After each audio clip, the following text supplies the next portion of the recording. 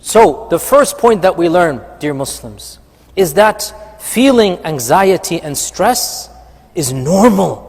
It is natural. It's a part and parcel of not just being Muslim, but being human. Every one of us is going to feel anxiety at times of tension. And we also need to look at it from a biological and a psychological standpoint. This is Allah's mechanism to put us on our guard. Imagine if we didn't feel stressed and we were losing our money. That would be a problem. Imagine what happens when you're stressed out, you focus. That's the purpose. Allah blessed us with the mechanism of stress. We all know when adrenaline flows, for example, our perception changes, our focus changes. It is a gift from Allah, which yes, it has its own negatives we have to deal with. But overall, if used properly, stress is a part of a gift that is used for our survival, for our protection, that we start thinking and focusing. You know, when we're stressed about something, we're constantly thinking about it. Why? We need to get a solution. If we didn't get that stress, why would we think about it? So we have to understand that stress, anxiety, grief at some level is totally normal, and it is a part and parcel of not just being a Muslim, but being a human.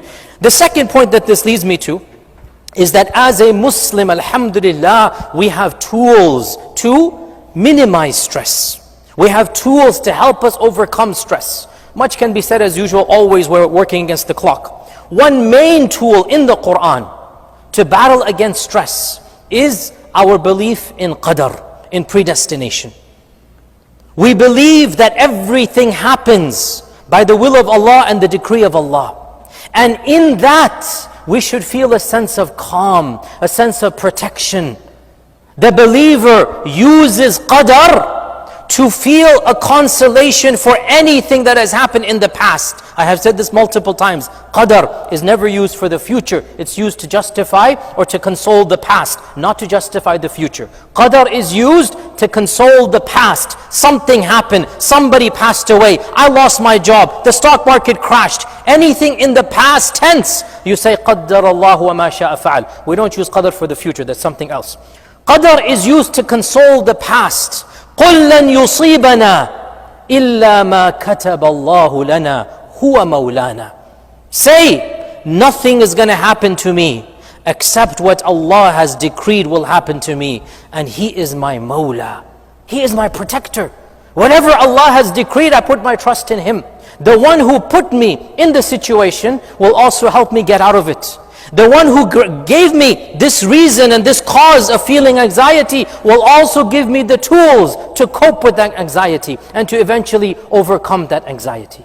So we use our belief and our iman in qadr. And this is, if you look at the verses about the battle of Uhud, again we don't have time, but read them. Surah Al-Imran, Allah Azza wa Jal uses qadr to console the believers. It would have happened. Allah is telling them, it would have happened. Don't double guess, don't think in the past. It would have happened anyway. Allah had decreed so and so would die. You could not change it, Allah says. So our belief in qadr brings us a sense of calm and peace.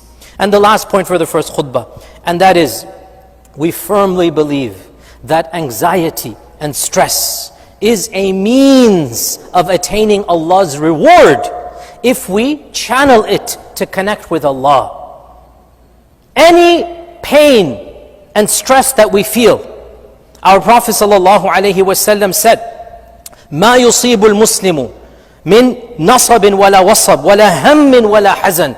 No Muslim is afflicted with any grief or stress, or pain, or anxiety, or suffering. 6 adjectives he gave, 6 different things to describe every possible state. No pain, no anguish, no grief, no worry, no physical pain, not even a shawka, a thorn that pricks him. And he is patient, except that Allah will give him the ajr for that stress and grief.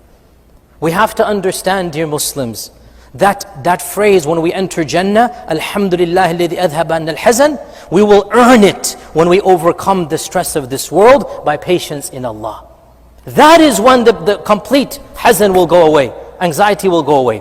So we channel that anxiety and we connect to Allah subhanahu wa ta'ala with dhikr, with sajda, with dua, with charity. we take that anxiety and we understand and realize that the only way to attain ultimate peace is with Allah and through Allah. أَلَا بِذِكْرِ اللَّهِ تَطْمَئِنُّ الْقُلُوبِ. So we channel that anxiety in order that we understand that Allah is testing us to raise our ranks. And that is why we console one another at times of anxiety by reminding ourselves of Allah's reward. What did the Prophet ﷺ teach us when somebody passes away? What do we say? لِتَصْبِرْ وَلْتَحْتَسِبْ وَأَعْظَمَ اللَّهُ أَجْرَكَ. Be patient and expect Allah's reward, for Allah will give you inshallah a bigger reward. This is the prophetic dua when somebody dies and you go to visit the family or you meet them somewhere. What are you supposed to say? Inna lillahi wa inna ilayhi raji'un. And then you say, litasbir, be patient. Wal tahtasib, and expect Allah's reward. At what? Pain, mental anguish, grief. Your loved one has died. You're in a state of pain. And our Prophet ﷺ says, you meet that brother and you say, be patient and expect Allah's reward. That's what's going to bring, it's not going to take the pain away. Your relative passed away, somebody makes the dua, you're not going to stop feeling the pain. But you will realize, you know what, inshallah this pain, it is linked to Allah's ajr. And Allah is going to give me reward. What faith will do, dear Muslims, faith does not eliminate anxiety. Iman does not negate that you're feeling stressed, but it helps you cope with stress. That's what it does. It helps you overcome. It helps you live a sane life, inshaAllah ta'ala. Faith does not eliminate stress, but faith allows you to cope with it and deal with it in a way that inshaAllah ta'ala you can live a life as normal as possible and then meet Allah subhanahu wa ta'ala for that ajr.